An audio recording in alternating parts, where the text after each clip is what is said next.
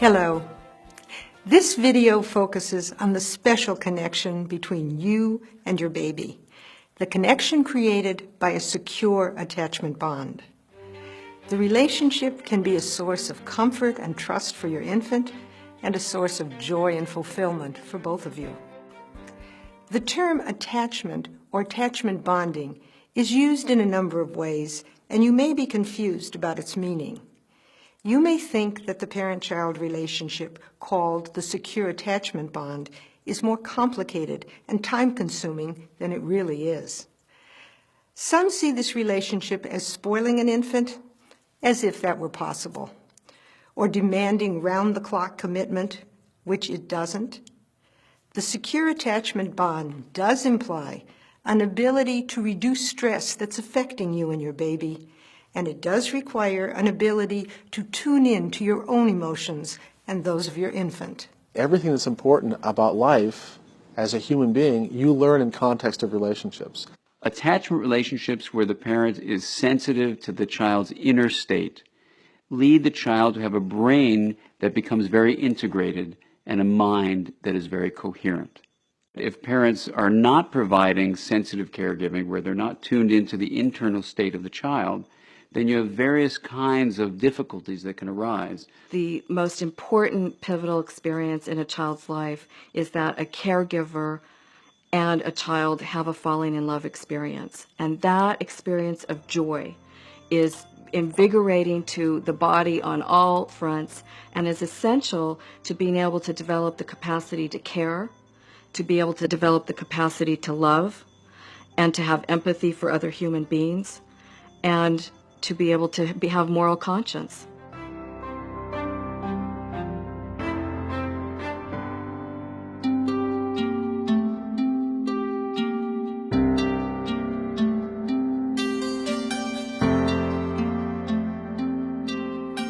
The falling in love experience that initiates secure attachment engages both you and your baby. This process is essentially nonverbal. That's nice. Yeah, no. You want to smile? No? Okay, back to that, back to that, back to that. Okay. When you coo, speaking softly and lovingly, your infant understands the meaning of your words by the expression on your face, the tone of your voice, and the touch you impart. Right there. I'm not going anywhere. I'm going to get dressed. I'm going to get ready to go running. At first, this two-way communication expresses mostly interest and curiosity. Wordless exchanges are tinged with wonder as each of you investigates the other. This process of mutual discovery can only take place when you and your baby are both relaxed enough to focus intently on one another. It's natural for newborns to sleep a lot and cry for periods of time, but there will be moments of mutual engagement when you and your infant lock gazes. What's it going to be? As delightful as this mutual engagement is, it's important to understand that a newborn's nervous system can become overloaded very easily. So an attuned, sensitive parent permits their baby to disengage when the baby's vulnerable nervous system needs a rest. The attuned attachment bond intensifies as shared smiles, vocalizations, and gestures increase in frequency and intensity. This is a dance between the two of you, but it's initiated by your infant. Within the first year, nonverbal communication progresses to the point of playing simple games with each other, like peekaboo. Babies use eye contact, gestures, vocalizations, and other nonverbal means to signal their desire for play. A book! A book! This joyous process deepens your mutual love and stimulates optimal development in your infant's highly social brain. Ideally, the attachment relationship progresses smoothly, but if either you or your infant has challenges that continually interfere with your ability to relax and focus on one another, the attuned attachment bond is interrupted and may be compromised.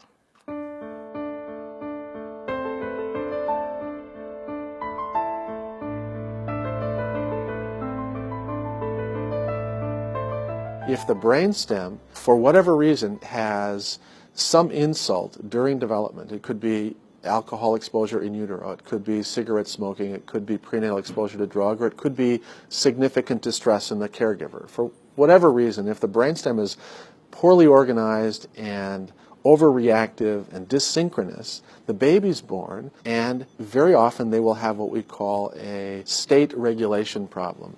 They are hard to soothe. You can't quiet them down very well. It's hard to engage them, and it makes the caregivers feel overwhelmed. They can't calm the child down very well. The child stays all stirred up, and instead of having this smooth, synchronous interaction, you have kind of this bad fit. These problems commonly also occur in premature babies, babies with disabilities and illnesses, or adopted infants. But the challenge to successful attachment doesn't necessarily lie with the infant alone. Attachment is a partnership that a caretaker may be unable to fully engage in for many reasons.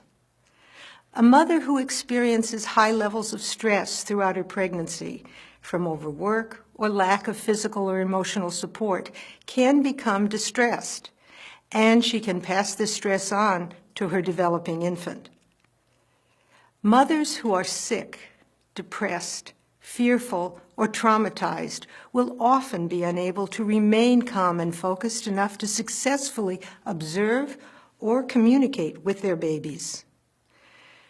Fortunately, there are great opportunities for overcoming the limitations parent or child may bring to the relationship. Distressed parents can learn how to calm themselves and remain self-aware. All parents can find the means for creating a secure attachment relationship, even with an infant whose nervous system has been compromised.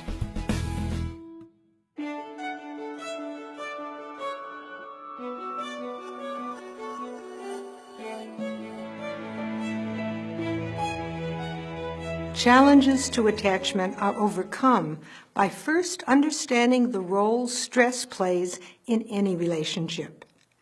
Uncontrolled stress limits your ability to remain calm and focused. It can shut down your awareness or block your infant's ability to feel safe. Creating a secure attachment bond begins by recognizing the role stress plays in supporting or undermining secure attachment. Though the internal experiences are identical, stress is expressed in at least 3 different ways: agitated and obviously upset, tense and hyper-alert, or shut down and withdrawn.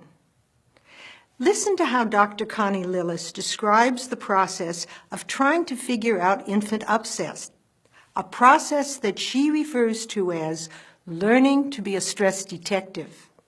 These difficult behaviors are really stress responses, and it's up to us to figure out what is causing these stress responses.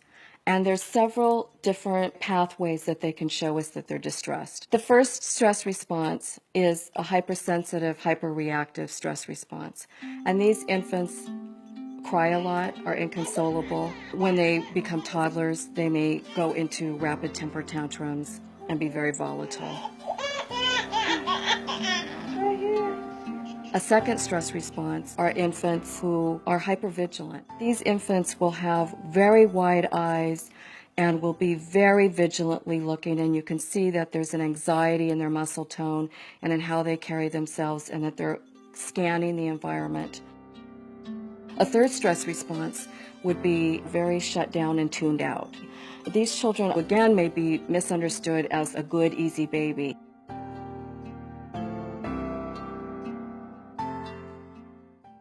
Success at detecting and soothing your infant's stress will depend on your ability to first gauge your own stress level and bring it into balance. The best way to care for your upset infant is to make sure you're calm before you do anything for your baby. Babies sense their caretakers as they are lifted, held, spoken to, looked at, and touched. When you're stressed, your nonverbal cues convey tension. But when you're calm and alert, your messages will be soothing and reassuring. A focused, relaxed parent is also in a much better position to succeed in evaluating the upset of an infant who is inconsolable, tense, or unresponsive. Caring for your baby begins with self-care and attention to the basics: sufficient sleep, physical and emotional support from others, including dad, and some time out for yourself. Care for the relationship with your infant begins by assessing your own stress and bringing it into balance. As an adult, you can calm and focus yourself in two ways: by talking to someone who is already alert and relaxed, or by engaging your senses. When you deliberately focus on sensory experience that you find appealing, you can quickly and dependably both relax and energize yourself.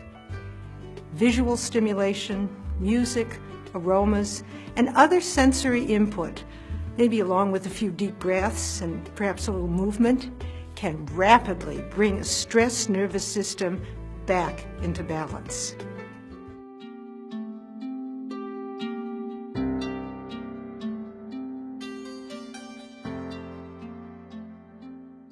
Overwhelming stress is the first of two common obstacles to achieving a successful attachment relationship.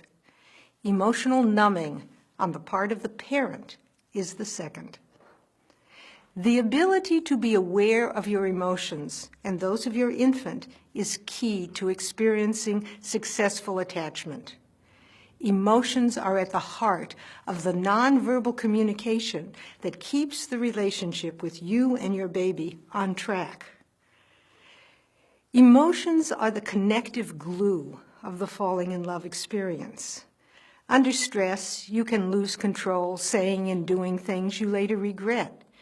But connection to your emotions helps you stay afloat by keeping you in touch with the love you feel for your infant. That back? Yeah. Emotional awareness is also the best means you have of picking up on your baby's nonverbal cues. That's right. Infant cries and other sounds differ in their timing, pace, and intensity. When you're aware of and comfortable with a wide range of your own emotions, it's easier to detect and respond appropriately to differences in your baby's emotional cues. The more accurately a parent interprets and responds to their infant's cues, the greater the bond of trust that develops. Infants never challenge authority, but when they become toddlers and begin asserting themselves, earlier experiences of having been emotionally understood will make conflict easier to resolve because of the trust that's already been established.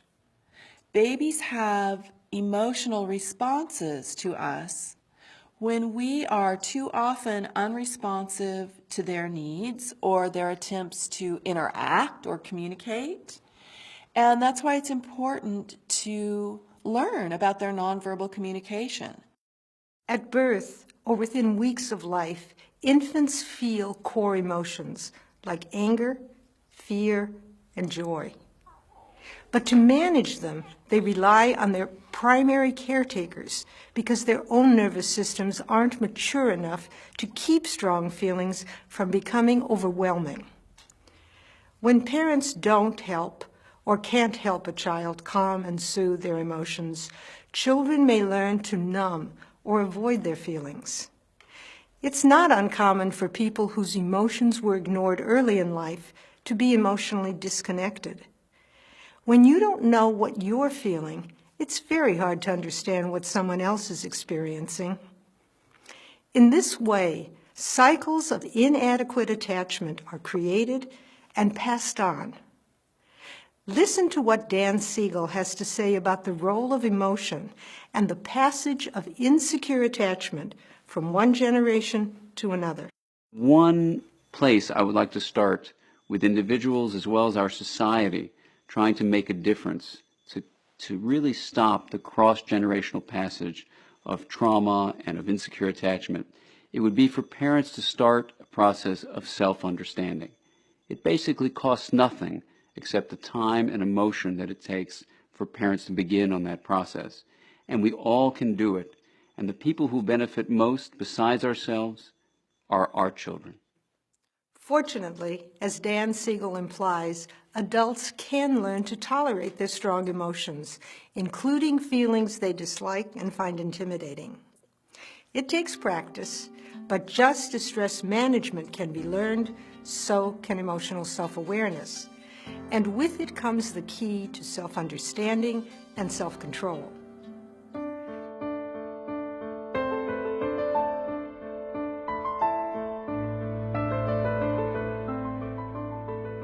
Most infant challenges to attachment can be met with patience and reasonable expectations. But sometimes there are developmental problems that go beyond a parent's ability to solve on their own. These more severe challenges benefit from prompt professional intervention as soon as they are noticed, preferably within the first year. Developmental problems often go unnoticed in most visits to pediatricians' offices. Parents spend more time with their infants and are in a better position to spot possible problems. The best way to identify infant behavior that may signal a developmental difficulty is to follow social-emotional milestones.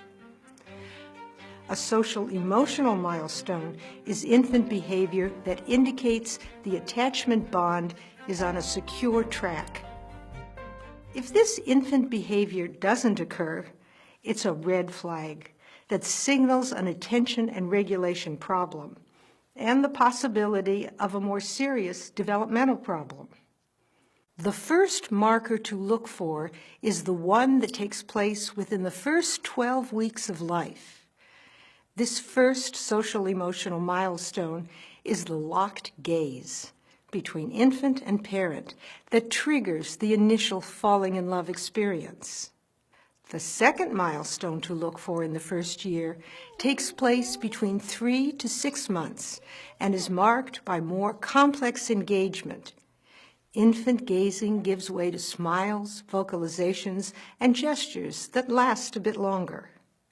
Somewhere between 4 to 10 months, mutual engagement advances to the point of becoming purposeful two-way play, where both infant and parent participate in a game like peekaboo, using smiles, vocalizations, and gestures.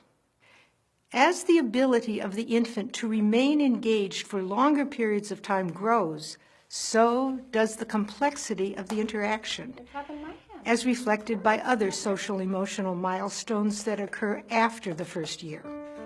If a parent can't pick up on their infant's cues, or a baby isn't alert enough to engage in the earliest milestone behaviors, it's a red flag that signals a need to get help as soon as possible. Pediatricians can recommend infant mental health specialists or early intervention professionals who can help. Problems that are identified right away can almost always be resolved.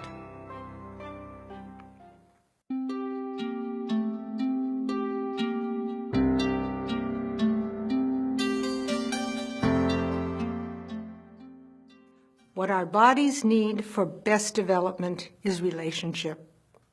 Every neuron in the brain develops best in a safe, secure relationship that recognizes and responds to our needs and emotions.